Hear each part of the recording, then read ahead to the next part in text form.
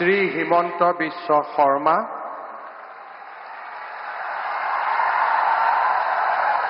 ঈশ্বৰৰ নামত শপত লওঁ যে বিধিৰ দ্বাৰা স্থাপিত ভাৰতৰ সংবিধানৰ প্ৰতি মই প্ৰকৃত বিশ্বাস আৰু আনুগত্য পোষণ কৰিম। মই ভাৰতৰ সাৰ্বভৌমত্ব আৰু অখণ্ডতা অক্ষুণ্ণ ৰাখিম।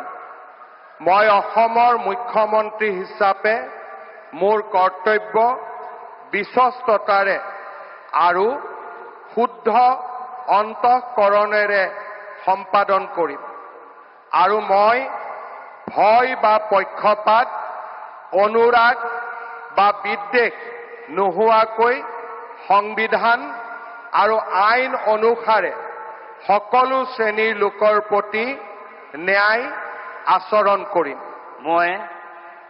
মই শ্ৰী হিমন্ত বিশ্ব শৰ্মা ঈশ্বৰৰ নামত শপত লওঁ যে মই অসমৰ মুখ্যমন্ত্ৰী হিচাপে মোৰ কৰ্তব্যৰ যথাযথ সম্পাদনৰ বাবে আৱশ্যক হোৱাৰ বাহিৰে মই এনে বিষয় যি অসমৰ মুখ্যমন্ত্ৰী হিচাপে মোৰ বিবেচনাৰ বাবে অনা হ'ব বা মোৰ জ্ঞাত হ'ব তেনে বিষয় মই কোনো ব্যক্তি বা ব্যক্তিসকলৰ ওচৰত প্ৰত্যক্ষ বা পৰোক্ষভাৱে অৱগত বা প্ৰকাশ নকৰিম।